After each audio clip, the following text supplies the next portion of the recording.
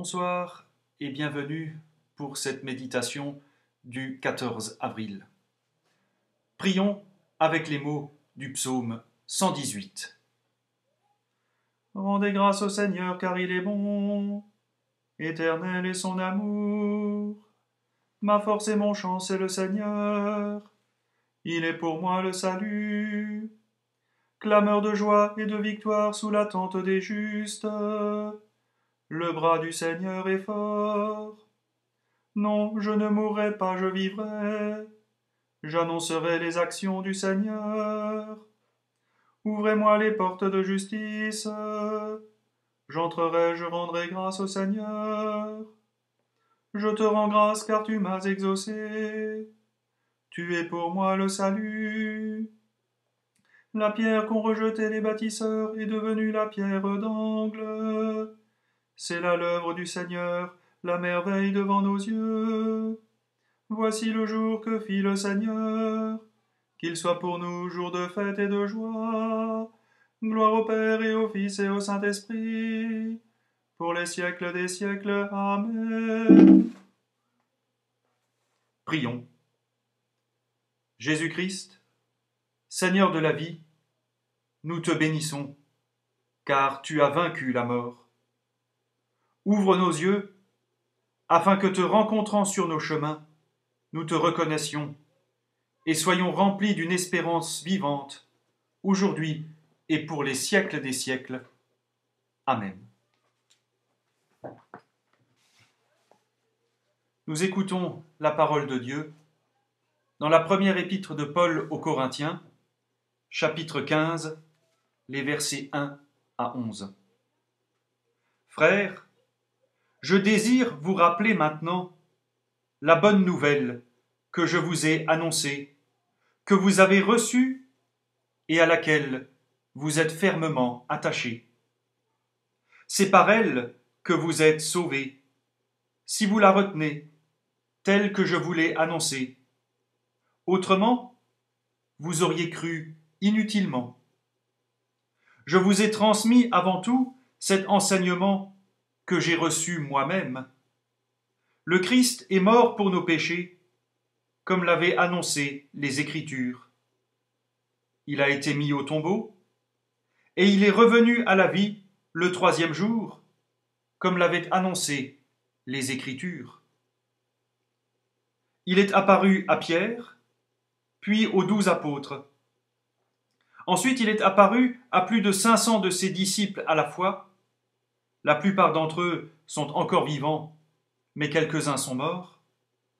Ensuite, il est apparu à Jacques, puis à tous les apôtres.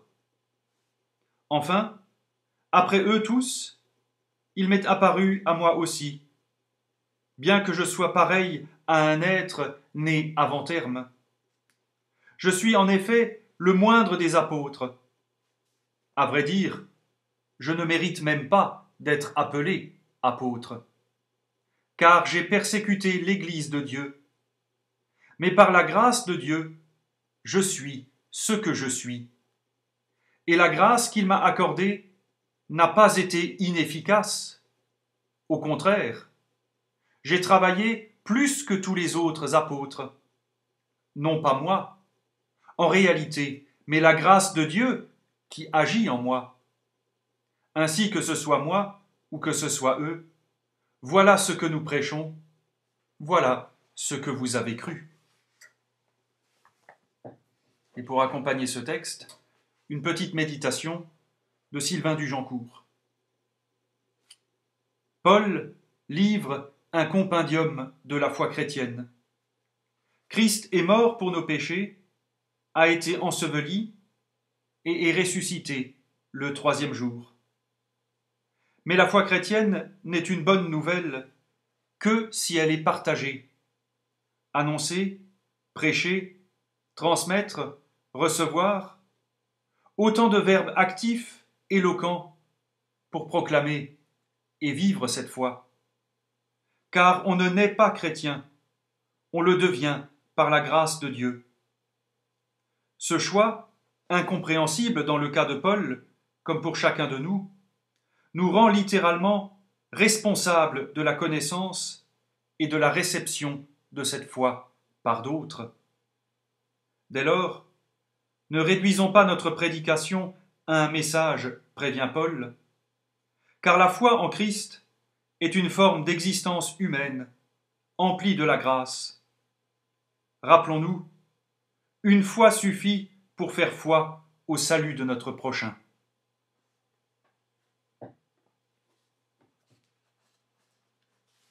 Nous pouvons répondre à la parole de Dieu avec les mots du Magnificat. Le Seigneur fit pour moi des merveilles, saint est son nom. Mon âme exalte le Seigneur, exulte mon esprit en Dieu mon Sauveur. Il s'est penché sur son humble servante. Désormais tous les âges me diront bienheureuse. Le Puissant fit pour moi des merveilles, saint est son nom. Son amour s'étend d'âge en âge sur ceux qui le craignent. Déployant la force de son bras, il disperse les superbes.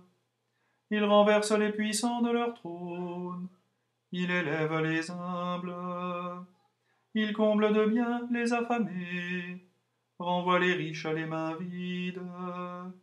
Il relève Israël son serviteur.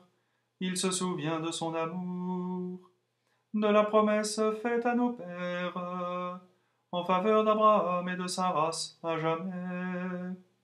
Gloire au Père et au Fils et au Saint-Esprit, pour les siècles des siècles. Amen. Le Seigneur fit pour moi des merveilles, saint est son nom.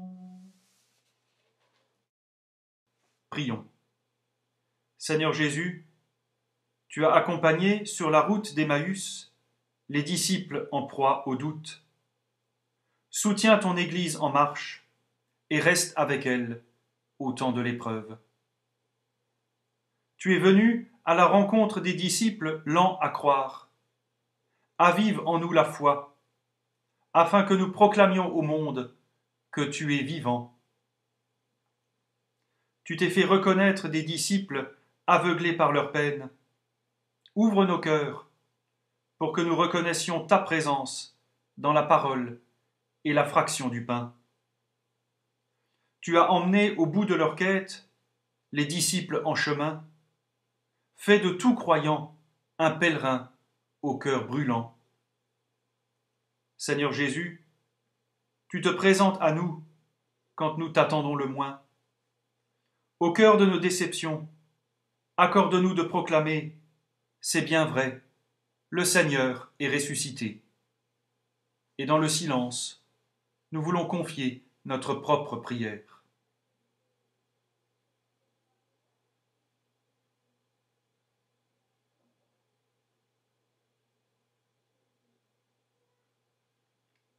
Seigneur, reçois nos prières, toi qui es béni pour les siècles des siècles. Amen. Et ensemble nous pouvons prier. Notre Père, qui es aux cieux, que ton nom soit sanctifié, que ton règne vienne, que ta volonté soit faite sur la terre comme au ciel. Donne-nous aujourd'hui notre pain de ce jour. Pardonne-nous nos offenses, comme nous pardonnons aussi à ceux qui nous ont offensés. Et ne nous laisse pas entrer en tentation, mais délivre-nous du mal, car c'est à toi qu'appartiennent le règne, la puissance et la gloire, pour les siècles des siècles. Amen. Et que Dieu Tout-Puissant vous bénisse et vous garde, qu'il tourne son visage vers vous, qu'il vous accorde sa grâce et sa paix, et que la bénédiction du Dieu trois fois saint, le Père, le Fils et le Saint-Esprit, descende sur vous tous et y demeure à jamais. Amen. À toutes et à tous, bonne soirée, bon courage et à demain.